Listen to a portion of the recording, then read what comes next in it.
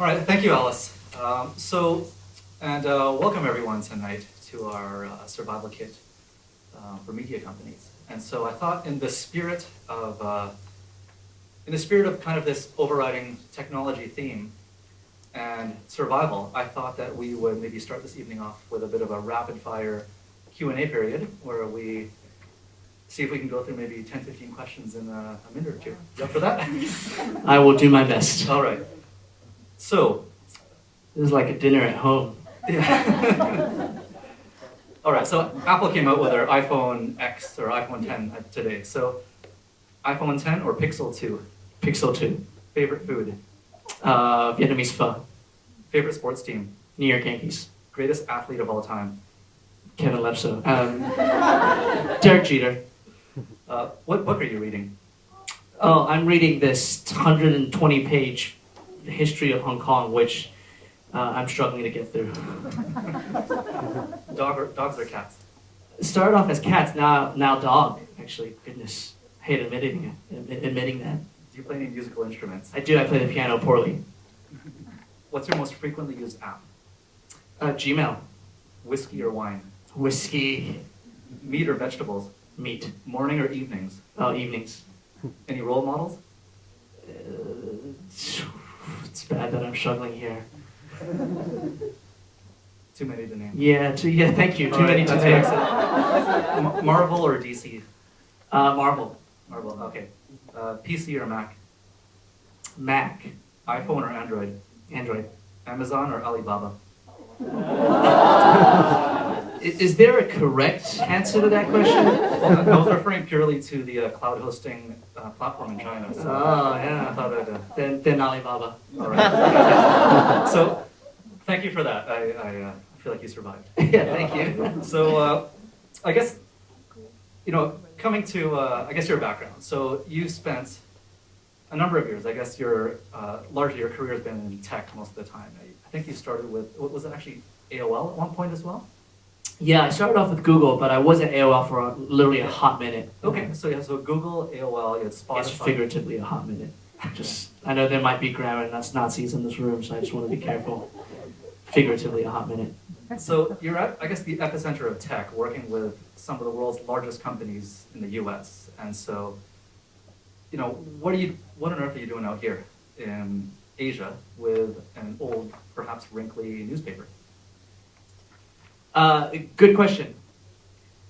I think the easy answer to this is really two parts. The first is that there's a practical reason why I'm out here. Practical reason being that I've been a news junkie my entire life, and I absolutely love the business of news. I love the product of news. I love what it represents and what it means to the world and how much we as human society need it. And I've always wanted to be deeply embedded in this industry. And if I want to be in the news industry and I want to grow a news company, there are very few in the world that I can choose that are in the path of growth. And South China Morning Post happened to be one of those.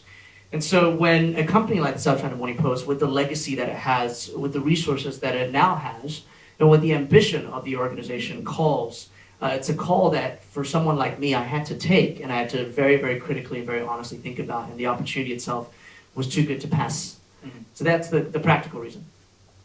The more emotional and personal reason is that I am Asian American. That's the easiest way to describe me, although actually answering the question of where I'm from is much more complicated. Actually, someone asked me that earlier tonight, and I failed to answer because I think I was hurried along and I couldn't get the answer out. But here's the short version of it. I was born in Southern California. My parents are Taiwanese, although they are Taiwanese Westerners. So my grandparents retreated to Taiwan with the Kuomintang army. Right after I was born, we moved back to Taiwan, lived there for 5 years. Then I went to New Zealand and grew up for 10 years in Auckland, New Zealand. Then I went to New Jersey for high school. And then effectively after that, stayed for about 20 years in the United States. Okay, here's the reason I give the context. It's because I've grown up in Western culture, but with very, very deep Chinese roots. And I have been frustrated my entire life with not only how poorly other people understand my culture, but also how poorly I understand my culture and context. And I understand my culture and context poorly, I think, because of the fact that I've been educated in a different place. And it's been very, very hard to access what I believe to be nuance and textured truth about China, about this region of the world. And so the emotional and personal reason is to be able to participate in defining, I think, if we do our job right at the SCMP, to help define how the next generations understand China and hopefully understand China more comprehensively and better, to be able to have a hand or to play a part in how my future kids will be able to understand and learn about China all over the world as global citizens.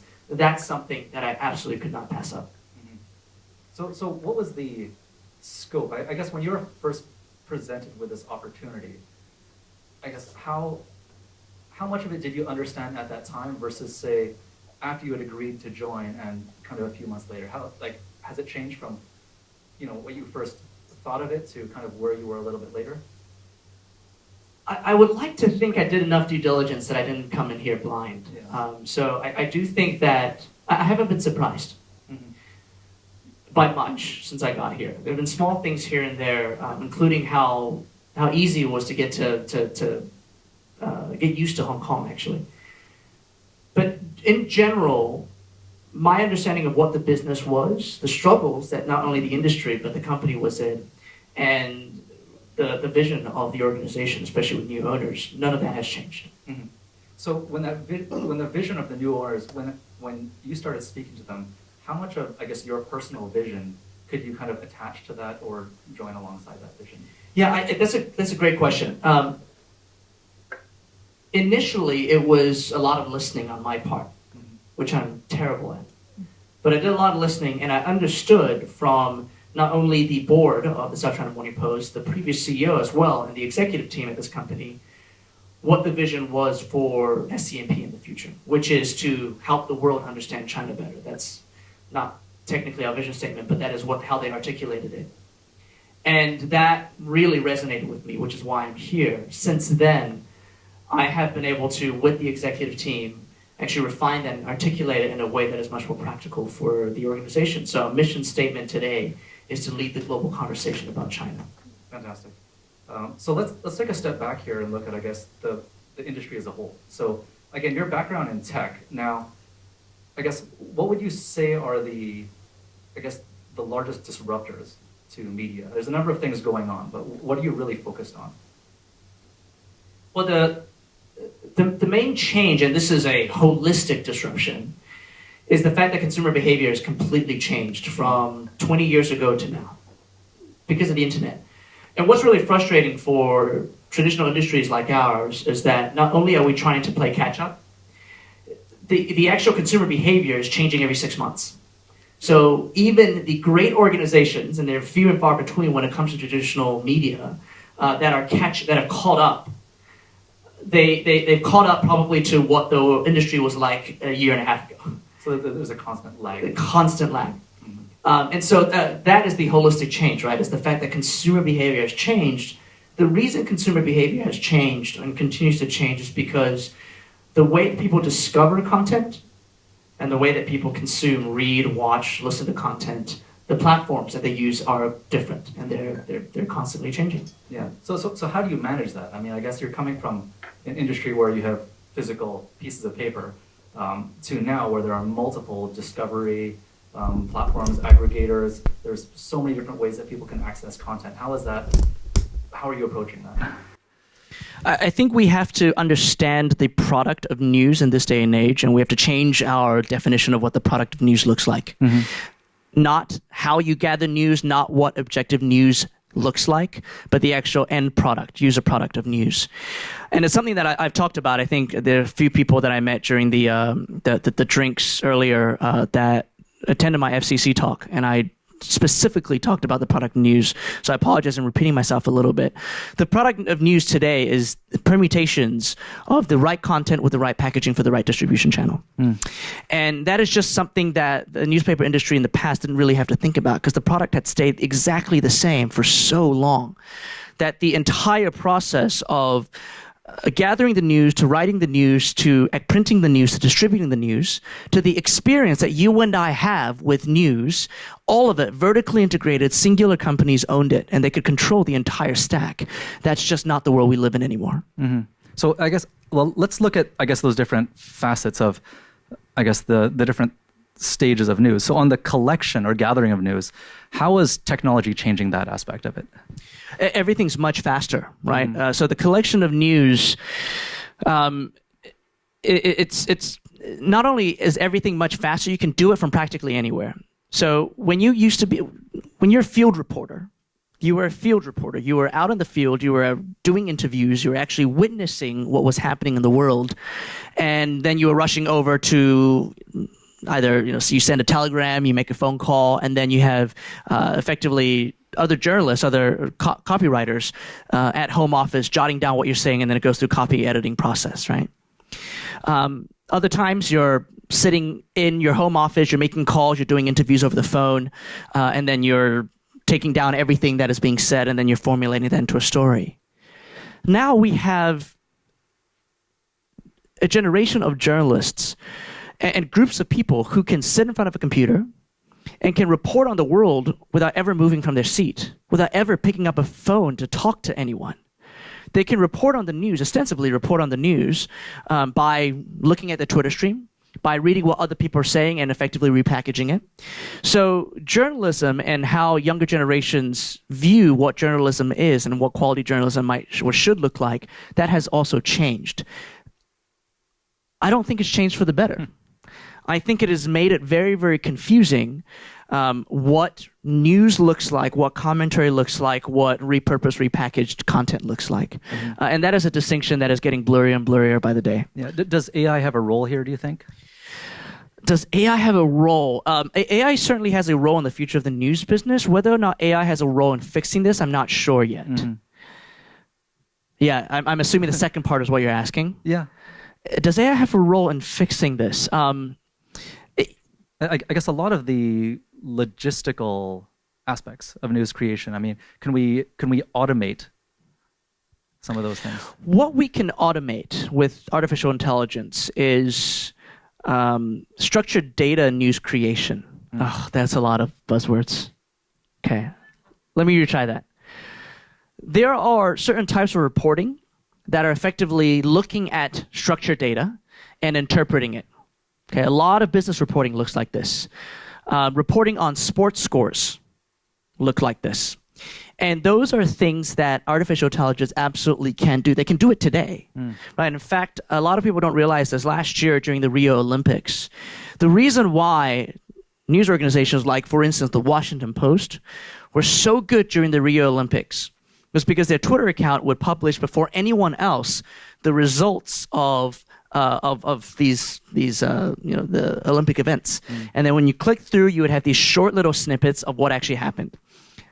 My understanding is 75-80% of that, maybe even higher, was all done by machine.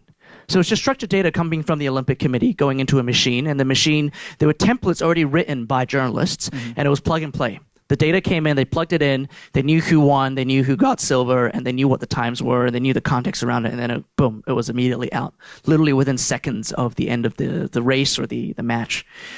Same with indices, same with a lot of commodity business reporting, how a stock moves up and down, earnings reports, stuff like this. So that kind of reporting, it turns out that machines can do it more accurately and certainly faster than humans.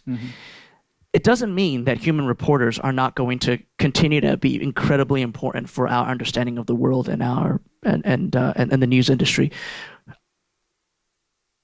AI taking over a lot of this commodity news reporting means that journalists, reporters, are able to be freed up to go deep, to write the kind of journalism that holds governments accountable, that changes society, that actually educates us about the context of the world we live in.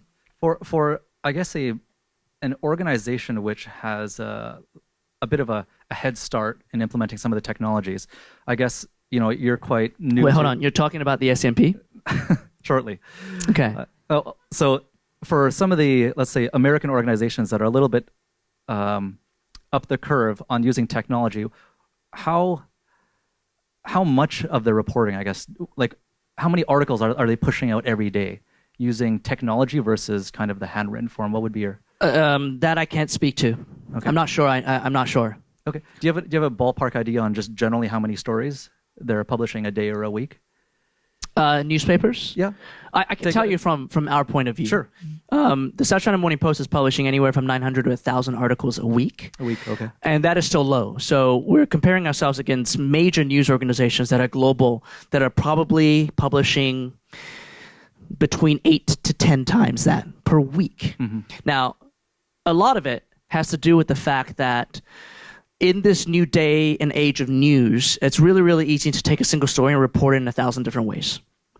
That is the Washington Post ideology is to report a story in 100 ways. I think not 1,000, but 100 ways.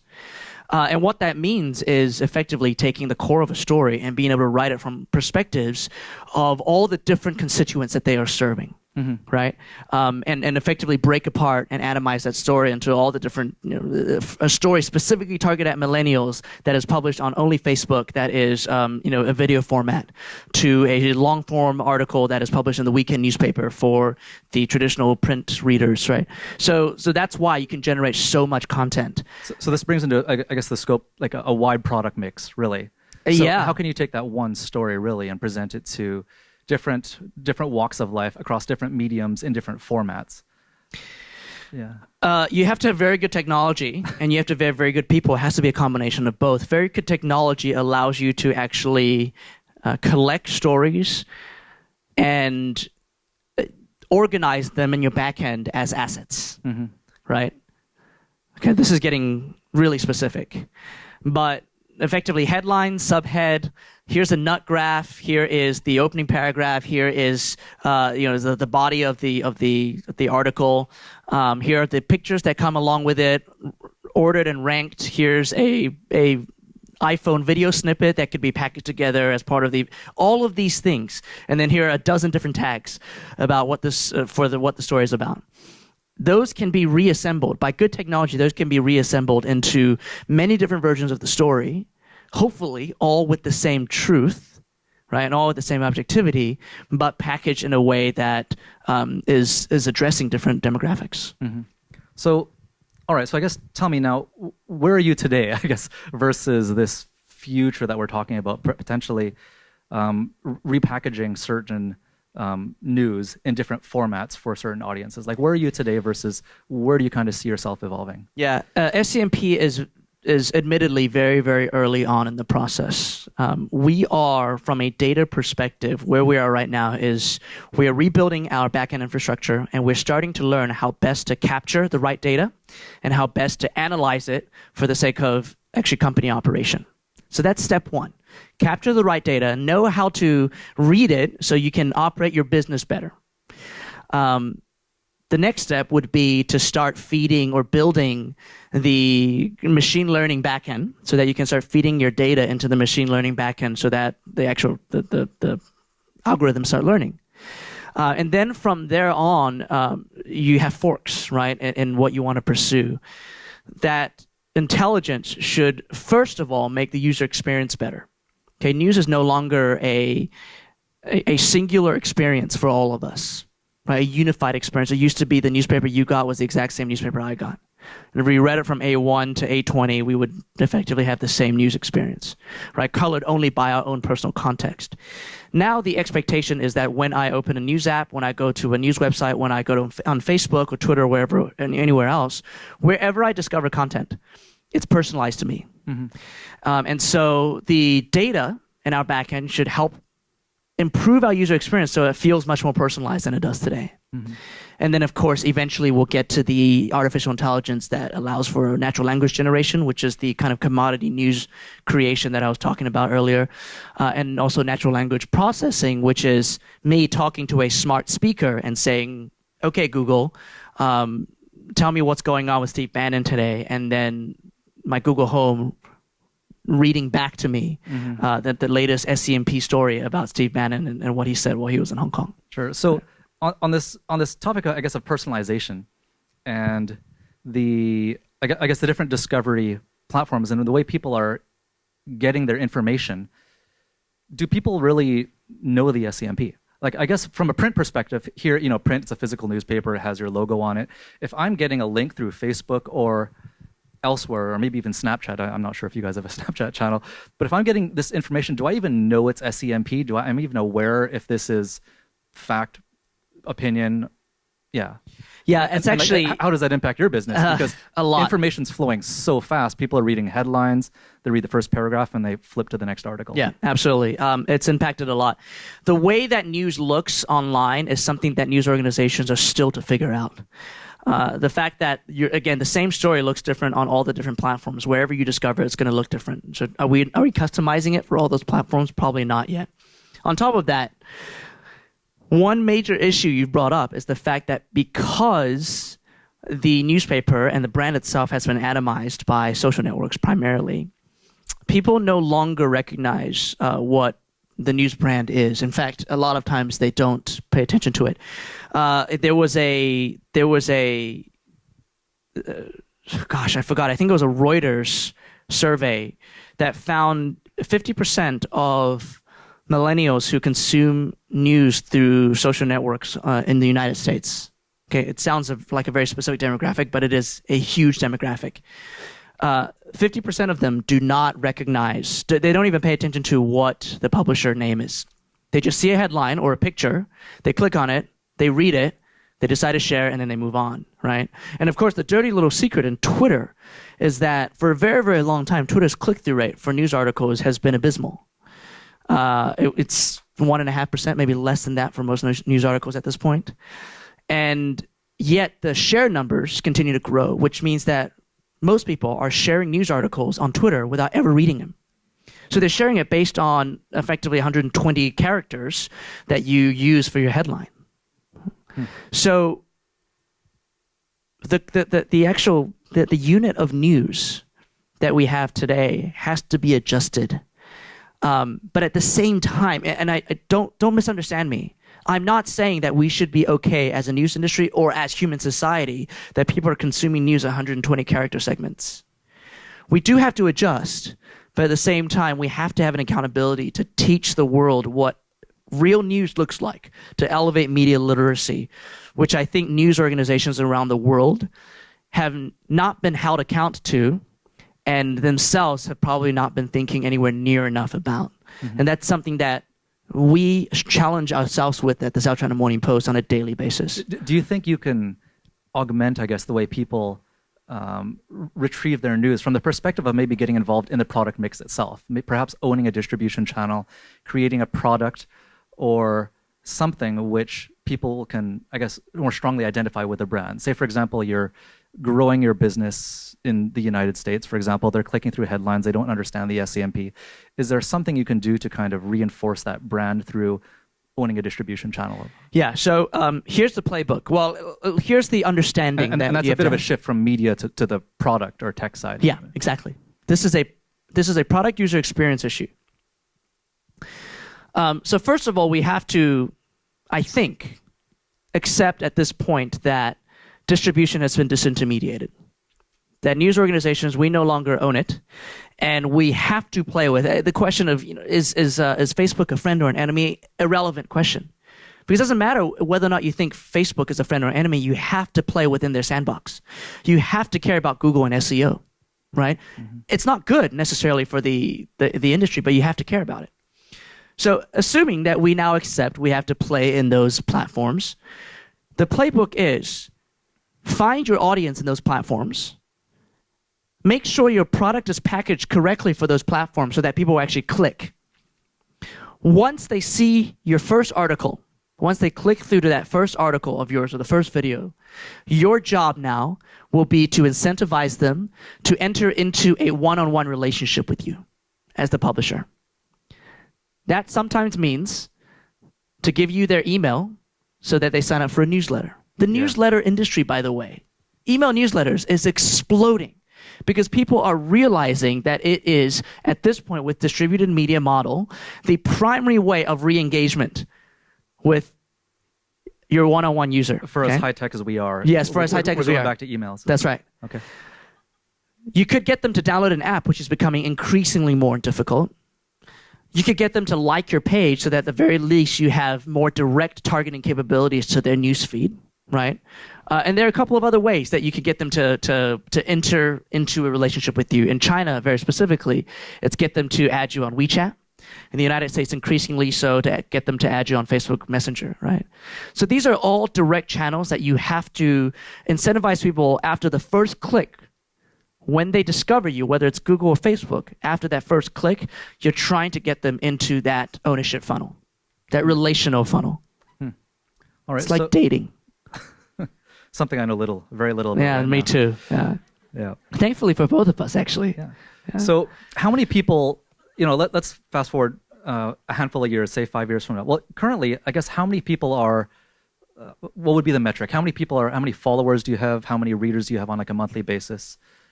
Just where are you sort of right now? We are growing fast. You're growing fast. That's okay. where we are. Let me rephrase that. Where do you hope to be in 3-5 years time? The paradigm of scale that we're working in right now is so ridiculous at this point. You don't get noticed until you're at 50 million monthly active users. Major news organizations around the world, 100, 150 million monthly active users. Most people don't know the world's largest online news organization. Actually, does anyone know what the world's largest online news organization is by scale? Anyone want to shout it out? Not BBC. Not CNN. I'm not hearing it, so I'm just going to give you the answer. Times of India. It's Times Internet. Times Internet says that their monthly active user base is 250 million people. 250 million people. It's actually larger than that because 250 million people is only their user base in India. They so don't care about the rest of the world, they only count their Indian users. Okay? And so we're talking about a world in which you don't get noticed until you are at 50 million. I used to work at Dig, and I worked at the Phoenix rising from the ashes version of Dig. And we were always compared to what Dig used to be because Dig was Reddit before Reddit. And everyone always talks about the past of Dig as the glory days, right? And it would always make fun of us as you guys try, oh, that's so cute. You guys try to revive the brand. How's that going, right? And I always have to remind them that last year, Dig was averaging about 10 to 12 million monthly active users on owned and operated, another 40 to 60 million reach on social. The old version of Dig, the Kevin Rose version of Dig, at its best, when it was considered the most impactful and important content discovery site on Earth, was at 40 to 45 million monthly active users. And it was one of the largest websites on Earth. So the context has completely shifted. You get to 50 million, people start saying, okay, that's big enough for me to maybe spend ad dollars with you, right? For me not to buy you through a Google network or just spend money on Facebook. And then for you to be noticed, considered to be in the world of the major media partners, it is 100 million. So I guess... Okay. So I didn't answer your question. You never answered it, but that was a nice answer. Listen, we hope that over the course of the next 5 years, we can get to a global scale that puts us in those ranks, or at the very least, if not that scale, certainly the impact that allows us to actually tell the story of China to a global audience. So in terms of the definition, I guess, of success, like when you talk to Joe and Jack for your review, You make it sound like I actually have a real personal relationship with those two men. Yeah. I wish. So when you talk to them a few years down the line, it'll be less of a, we hit this many million users this month, and more of a we hit this type of impact. So it'll be a broader definition. I think it's a combination. The way we look at success right now is reach, engagement, and impact. The reach metric will become less and less important because a reach metric today has led to a commodity advertising and monetization marketplace that is you could extremely... just do cat videos all day, actually. Yeah, it's really, really damaging to the industry. And advertisers are understanding that now, too, because it's a race to the bottom on price. And so they're realizing they can spend a bunch of money and they can get a bunch of eyeballs, but those eyeballs aren't converting to anything. And so the reach metric will degrade in its importance and other things like impact and engagement. So effectively, a quality measure will become much more important. is it tempting to go after that reach, I guess, in the near term? Or is there I guess, do you have time, I guess, to develop the product? We Again, have to. You could just create a bunch of Panda videos and say... Yeah. We have to look for reach. Mm-hmm. We have to, because we're too small right now. We are, as of today, we're a local newspaper with global ambitions and certainly spurts of global impact. And that's not good enough for the South China Morning Post. That's not good enough for our people. That's not good enough for our brand. And we are pushing to not only be the paper of record for Hong Kong and to continue to serve that need, but to be a player with global impact. And so we have to search for reach, but we will not lower ourselves to that common denominator. We can't, because our brand, it really represents the trust that we have with our readers and users. That's too important. That's sacred. You have only cat and panda videos, which are awesome, but if you only do cat and panda videos, or, honestly, within China context, if you only post videos of the crazy car accidents on the street and brides dragging cheating husbands down the road, all that stuff, you do that, you lose your credibility and authority with your readers, and it doesn't matter if we get to scale, we will never have the impact that we want as a brand. Sure. So time is a bit limited. I have one more question, which is, I guess, perhaps for those working in media or some of the students here looking to eventually work in media in some capacity.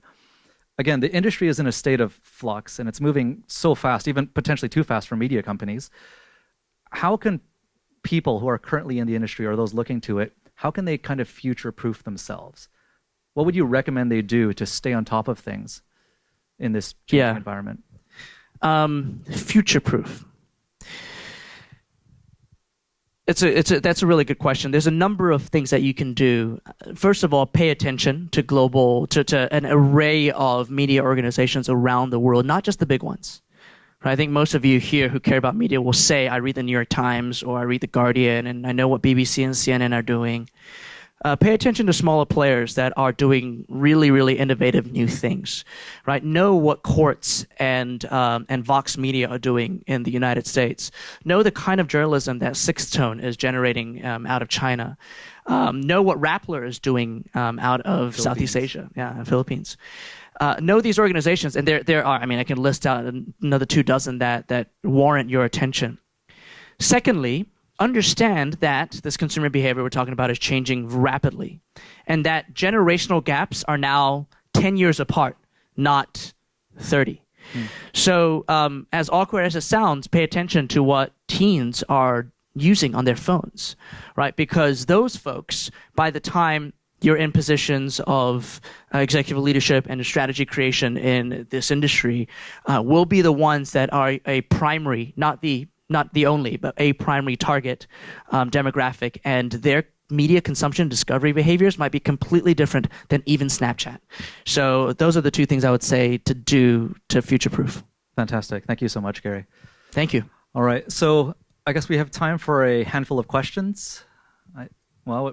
Right here in the front, because that's all we could see before the lights turned on. Hi, thank you. Very interesting comments. I'm Michael from the Economist Intelligence Unit. I have two questions for you. One, I guess, is relatively straightforward. The other is a little bit more maybe challenging. The first one is, should social media platforms be held responsible for fake news on their platforms, and how, if so?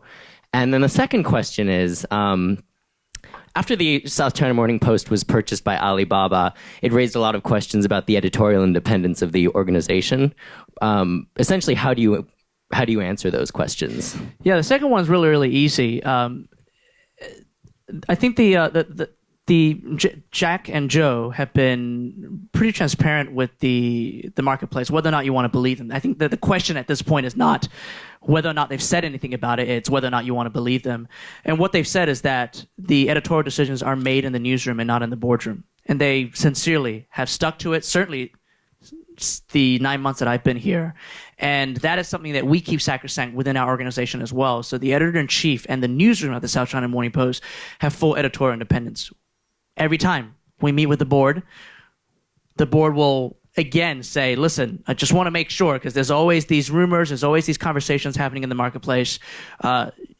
Is there anything that we're doing that you feel like we're having conversations about that are intruding on editorial independence? And that will be a conversation, and there will be an assertion that South China Morning Post remains an editorially independent newspaper. That is extremely important for us. You will see plenty of people within the organization, this version of the organization, this reinvention of the company, leave if that ever changes. And so that's a pretty good indicator, right? If you see a bunch of senior level folks, especially the senior editors, decide to bugger out, then dig, right? Then figure out. But I feel very strongly and very confidently that we continue to maintain editorial independence, and that will be something as CEO that I will fight for on a daily basis. So that's your second question. The first one is much harder to answer. So let's call a spade a spade. We're talking about Facebook. When you say social media, you're talking about Facebook. I don't think it's just Facebook's responsibility. Yes, Facebook has a role to play.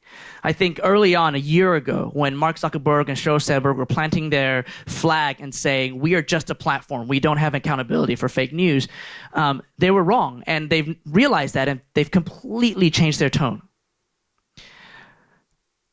They do have a role to play, and they're actually they're experimenting, right? They are using partnerships and data to, at the very least now, be able to tag news that they believe to not necessarily be true, right, as questionable news effectively.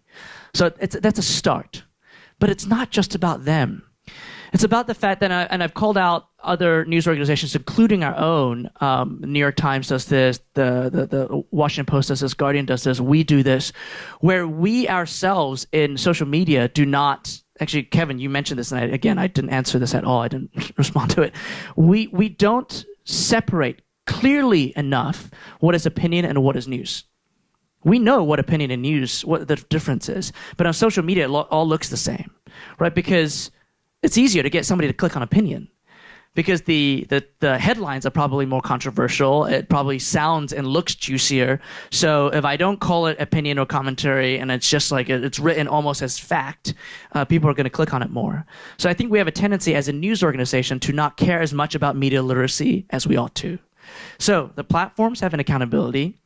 The news publishers have an accountability. Certainly education institutions around the world also, I think, have an accountability to raise the level of media literacy. So it has to be collective. It won't be easy to solve.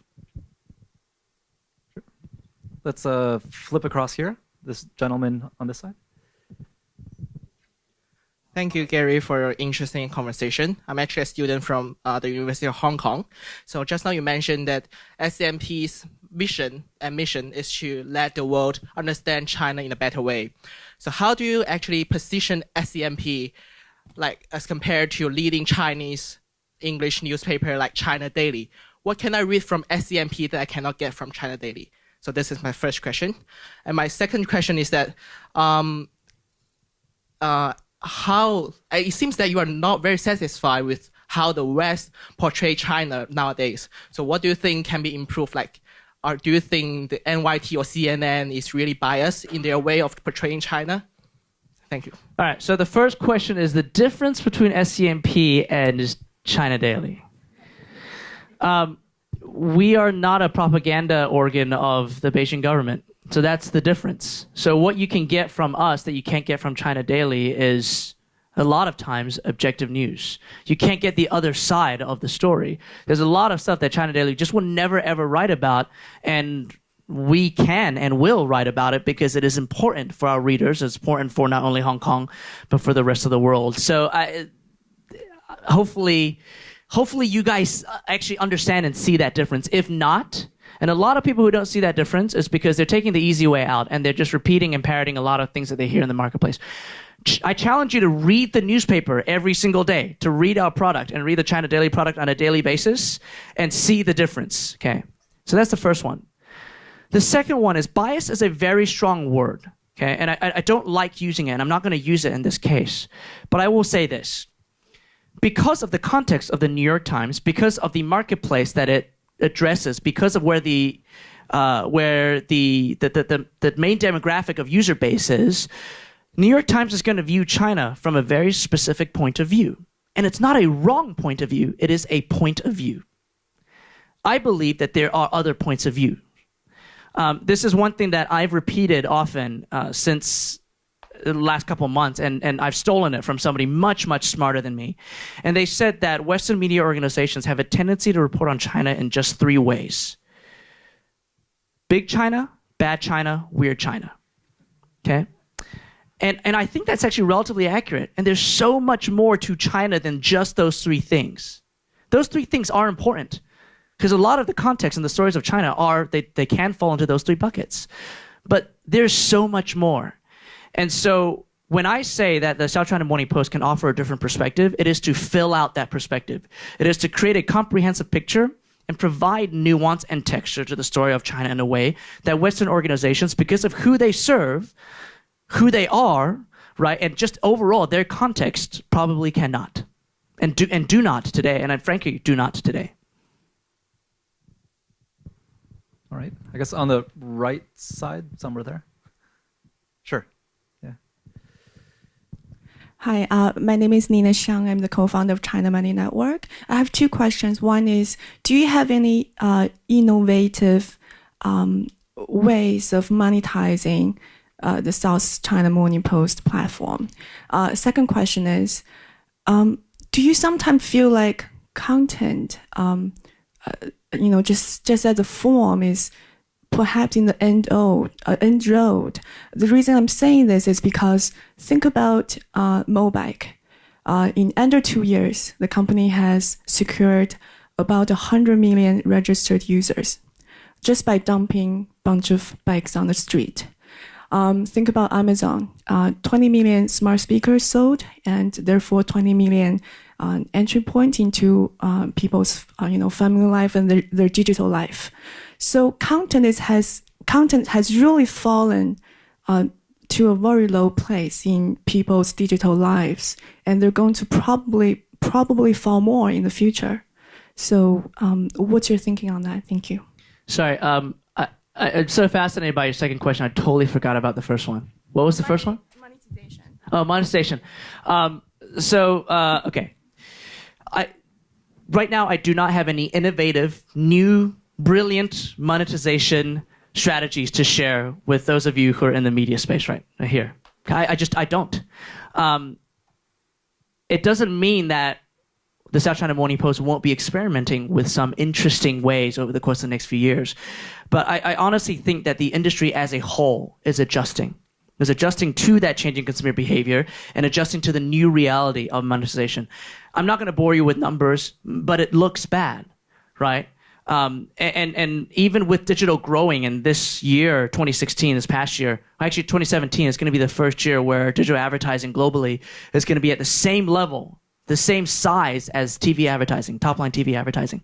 38% of the marketplace, both of those 2 things. And so people will say, digital advertising finally matured, you digital media players must be making a lot of money. But that growth, and digital advertising is the only one that's growing. It's growing by about 20% year over year.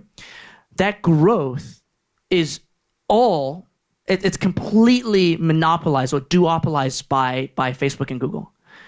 98% of the growth in digital advertising revenue in the United States is by these 2 organizations. Everyone else is fighting for the 2% of growth that's left over.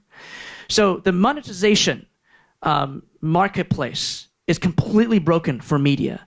And we as a collective industry need to figure this out together, right? Collective. In the United States, the major news organizations in the past have not ever been able to talk to one another about these things because it was considered collusion. So there are actual federal laws that prohibit the New York Times and the Washington Post and the Wall Street Journal from actually talking and collectively bargaining against networks like Google and Facebook. These news organizations and effectively their not effectively, their lobbyists. There's one in particular called the Alliance. It's a very sinister name. They're not a sinister organization. I can see a movie coming. Yeah, they are lobbying Washington to change the law so that news organizations can actually collectively bargain against platforms because we're getting killed on monetization. So all this to say, I certainly have not figured it out. And me individually, or even South China Morning Post individually as an organization, will not figure it out without participation with the entire industry. Okay. The second one, what was so interesting about that question is that you equate, well, there are two things that are interesting about that second question. The first thing is that you equate Mobike and Amazon hardware as the same thing. I see those two things completely differently. Okay, one is a marketplace platform and product, and it's about an industry of an economy of access, right? The other is actually a platform from content distribution.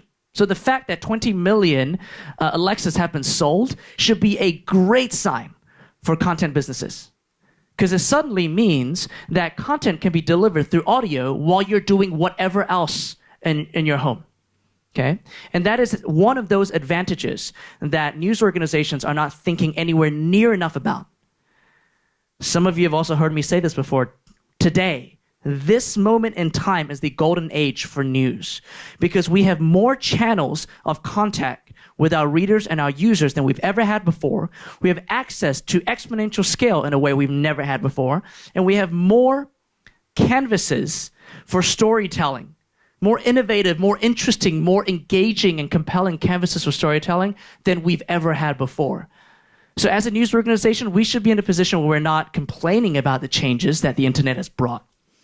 We know it's a challenge, but we should be reveling in the fact that we can tell the story of the world to so many more people in so many more compelling ways. And Alexa and audio is one of those ways. We've seen the podcast industry triple in the United States over the course of the last 4 years, right? And everyone thought radio was dead, but now there's a new format and a new delivery channel for a podcast. That means that if I'm at home and washing the dishes, and my wife is going to make a face because I never wash the dishes, but let's assume for that one spectacular night when I'm washing the dishes, I can be listening to BBC World News. I can be listening to NPR from New York. I can be listening to hopefully the South China Morning Post podcast on what's going on in China. All of those things. So, in my opinion, no, content is not in an end road. In fact, right now is when we should be taking off as an overall industry. Sorry, I just shouted at you. I know that Alice initially said very not to shout at you, so I apologize for that. That was just, I'm passionate about this. Can we get another question just a couple rows ahead, I guess, with your hand up? Right there, yeah. Hi, my name's Erin. I'm a journalist. So I have an old-fashioned question for you. I know your background is tech, but Hong Kong media has an ongoing issue with self-censorship. So how can, I guess, what is your view on that, and how can we keep Hong Kong media from becoming like Singapore, where you have the editors of the Straits Times, working for the Ministry of Foreign Affairs and such? So how can we keep it more open? So to be very frank, I'm not the best person to ask about that question. I'm coming on 9 months into the city. I'm still learning a lot about the media space here in Hong Kong. I'm not naive about it. I have paid attention to it over the course of the last few years and certainly heard all of the commentary actually on both sides. Here's what I would say to that. The first thing is that, for the love of God, Hong Kong media can never become Singapore, and I don't think it ever will. At the very least, in this day and age, and the way we see the city today, I sure as heck hope it won't. It's not going to be.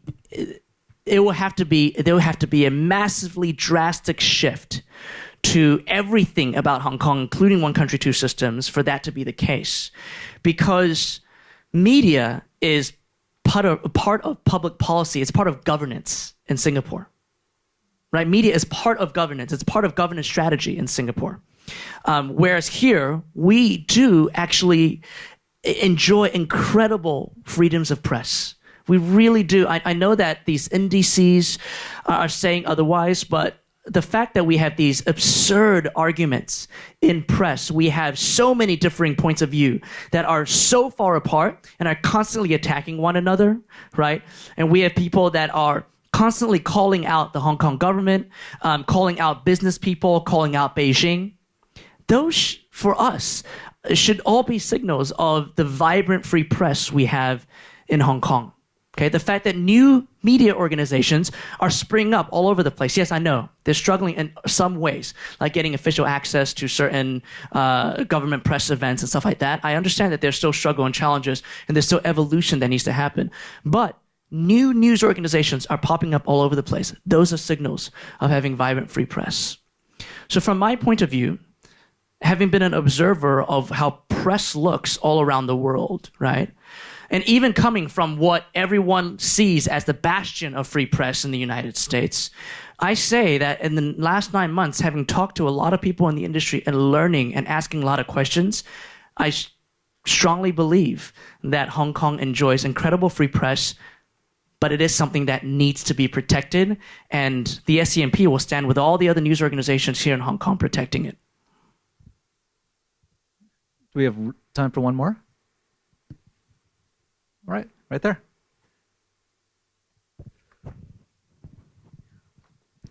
I want to talk about the dreaded pivot to video.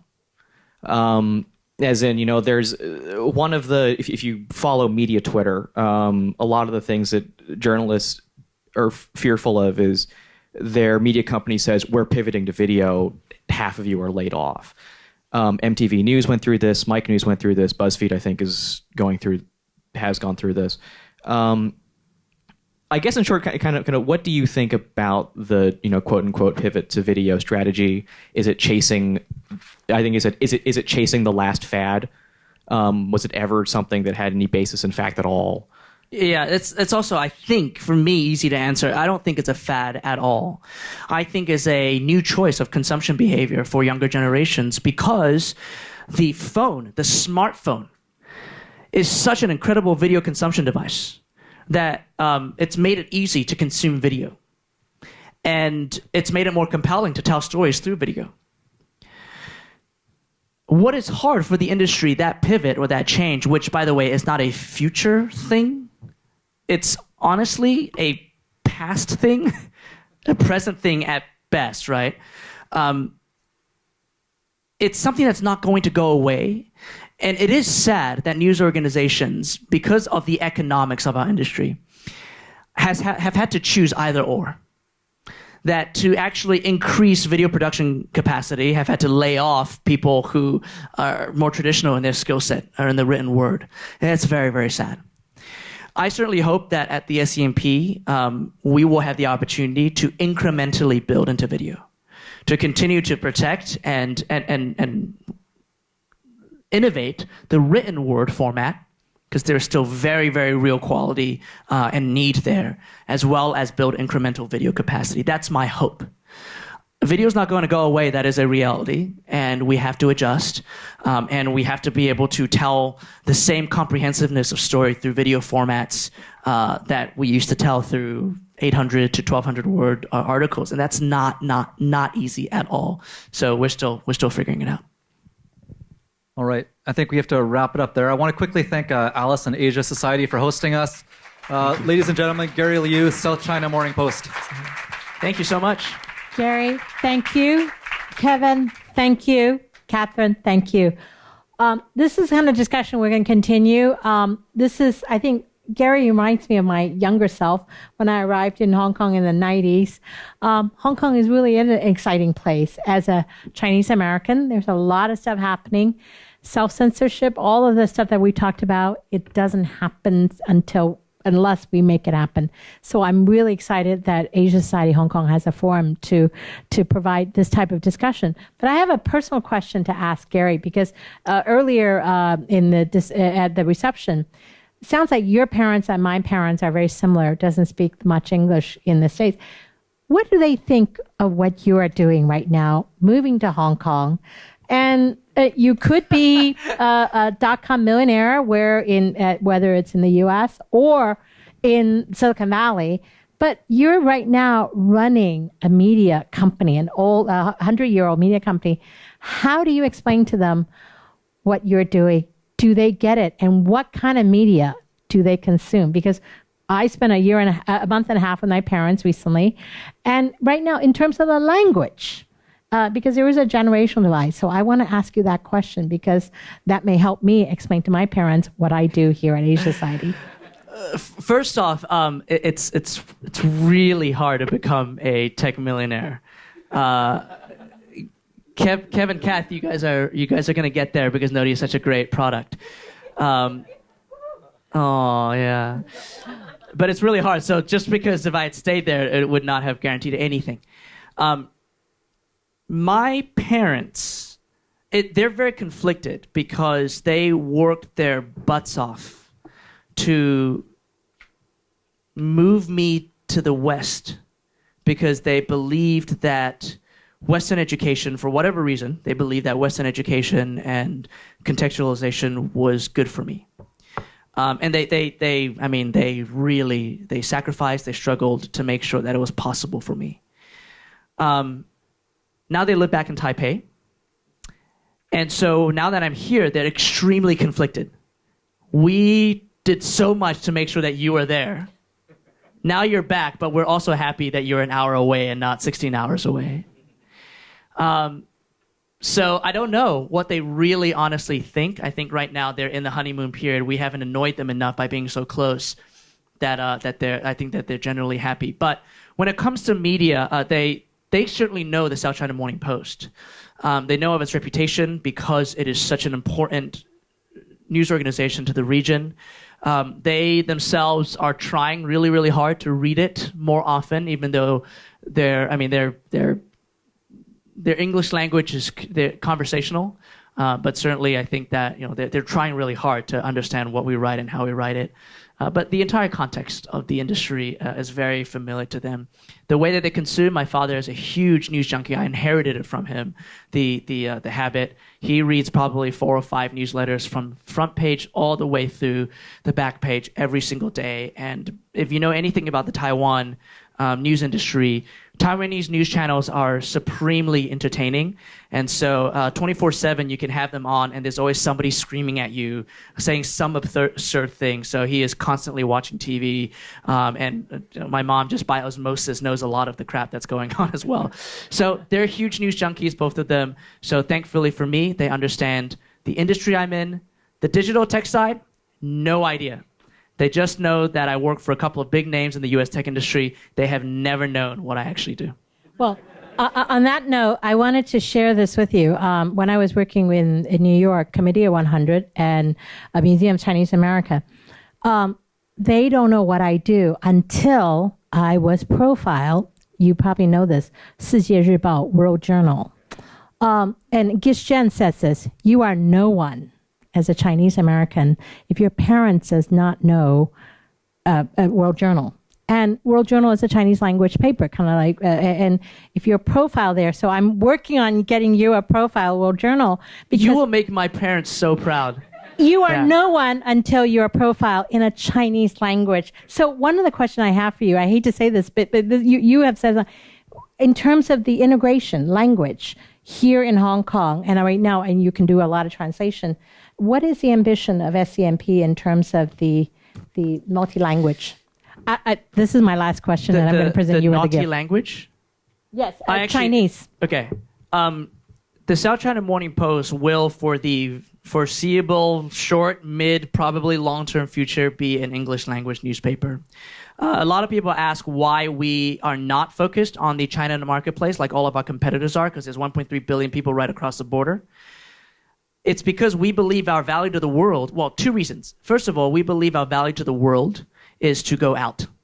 Because there are, as I am constantly reminded by other people who agree, billions of people outside of China who need to understand China better. And there are plenty of people getting into China to try and get Chinese people to understand the rest of the world, right? There are very few, if any, coming out to help the rest of the world understand China better. That is our value. So I'm pointed outwards, and so English language is going to be our language.